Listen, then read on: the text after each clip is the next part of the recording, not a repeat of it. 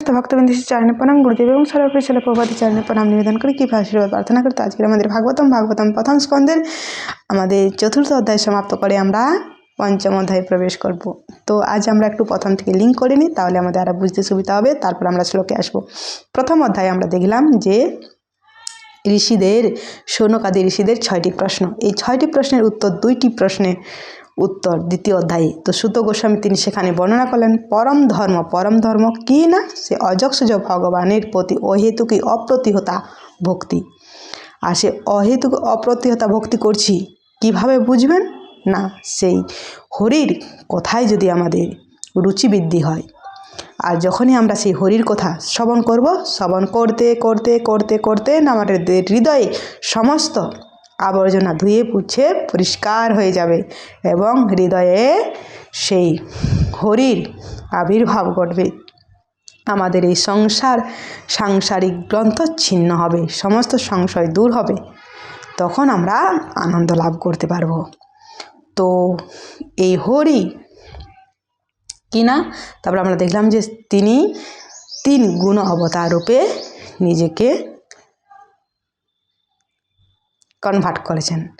সত্যগুণে বিষ্ণু, রজগুণের ব্রহ্মা আর তমগুণের হচ্ছেন শিব। তো 3 জন মোক্ষ দেবতা হলেও যিনি সত্যগুণের দেবতা, তিনি তার পূজা করা হচ্ছে মঙ্গলজনক। তো এই ভগবান, সে অযক্ষজ ভগবান, তিনি জগৎ সৃষ্টি করেছেন, তিনি এই জগতে ভোগ্য বস্তু সৃষ্টি করেছেন এবং জীব সৃষ্টি করেছেন। জীবের হৃদয়ে প্রবেশ করে তিনি জীবকে ভোগে লিপ্ত করান, আর এই জীবকে উদ্ধার করার জন্য তিনি কিনা অবতার রূপে আসে। আমরা দেখলাম ভগবানের অনেক অবতারাহি অসংখ্যায়, তার মধ্যে আমরা 22 প্রকার অবতার আমরা পড়লাম। তো সেখানে তার মধ্যে আমরা দেখলাম যে কৃষ্ণ এতে চাংসা কলা পুংসা কৃষ্ণাস্তু ভগবান স্বয়ং ইন্দ্রিয়াণি বেকুলাং লোকং মীড়য়ন্তি যুগে যুগে। কৃষ্ণ তিনি কিন্তু অবতার না, অবতারী। তো সেই অবতারী কৃষ্ণ এই দাপর যুগে এসেছিলেন, আর এই দাপর যুগে তিনি যখন লীলা সংবরণ করে তিনি তার স্বধামে উপনীত হলেন, তখন তিনি ভাগবত রূপে তিনি প্রকট হলেন, সেই ভাগবতম। তারপর আমরা দেখলাম যে শৌনকাদি ঋষিদের সেই প্রশ্ন যে তারা এই যে ভাগবতম ব্যাসদেব কখন লিখেছিলেন, কী জন্য লিখেছিলেন, কেনই বা লিখলেন, কে বা তাকে লেখার জন্য অনুপ্রাণিত করেছিলেন। তো আমরা সেখানে দেখলাম কস্মিন যুগে কখন লিখেছিলেন। তো সে নিয়ে আমরা প্রশ্ন। তারপরে মূলত সুখদেব গোস্বামী, তিনি ছিলেন নির্বিকল্পকই, তিনি ছিলেন জড়বদমুখ। তাকে দেখে সাধারণ মানুষ মনে করতো যে তিনি একটা পাগল। তো তিনি ছিলেন নির্বিকল্পকই, তিনি মুক্ত পুরুষ ছিলেন। তো তাকে পরীক্ষিত মহারাজ সবাই তিনি ভাগবতম পাঠ দিলেন, তাকে চিনলেন কিভাবে, সকলে তাকে চিনলেন কিভাবে।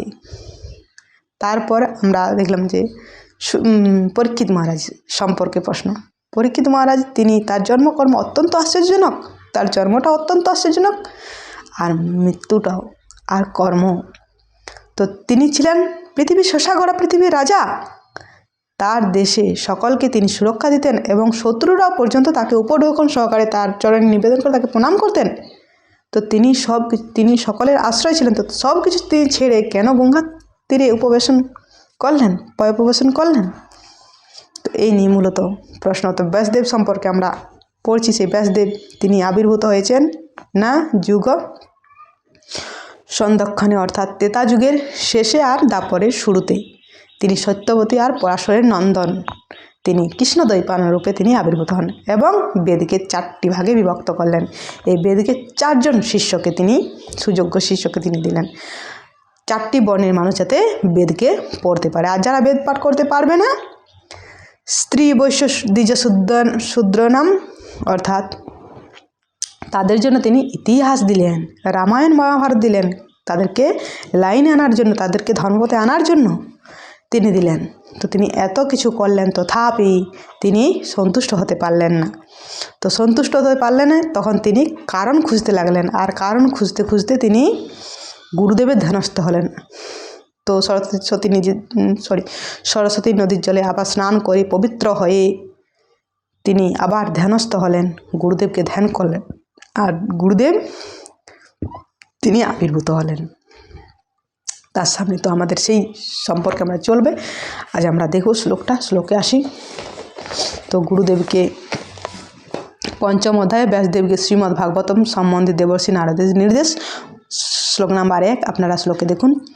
সুতায়ুবাচ অথৌ তম সুখম অসীনা উপাসীনম বৃহৎসভা দেবর্ষি প্রাহ বিপ্রশম বিনাপানি ময়ন্নিব। আরেকবার।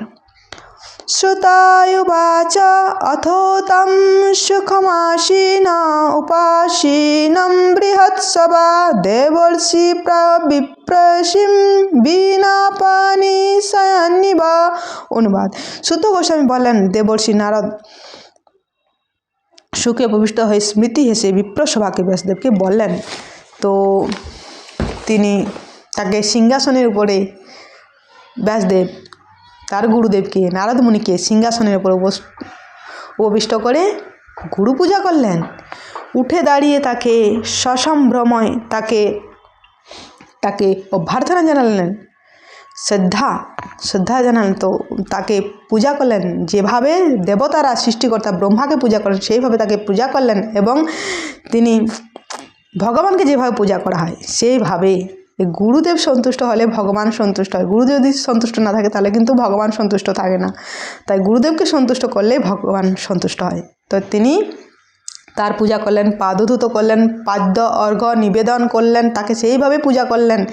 এবং তিনি তাকে গুরু হচ্ছেন হরিরংশ, সাক্ষাৎ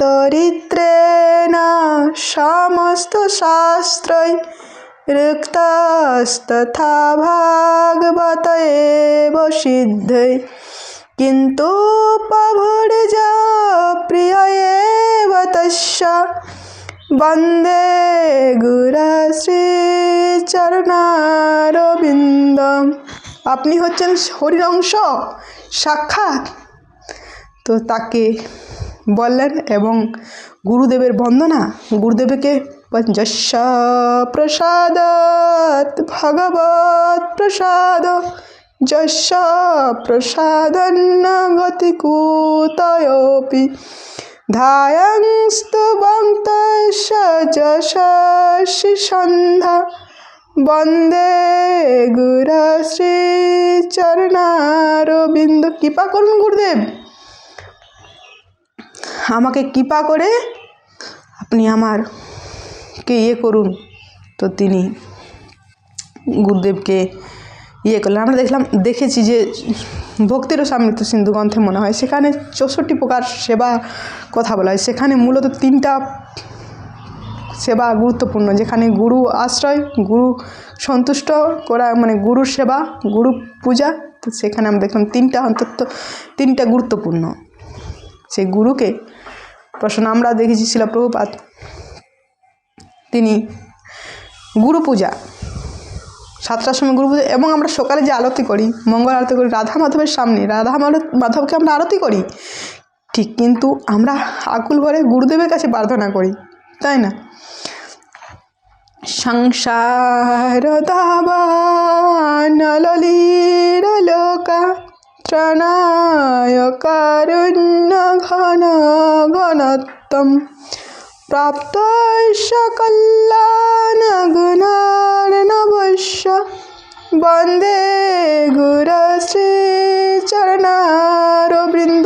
আমরা রাধা মাধবকে আরতি করছি, কিন্তু আকুল ভরে গুরুদেবের কাছে প্রার্থনা করছি, হে গুরুদেব, আমরা এই সংসারে আমরা দগ্ধীভূত হয়ে গেছি, জ্বলে পুড়ে মরছি, আমাদেরকে কৃপা করে উদ্ধার করুন এই সংসার দেখে।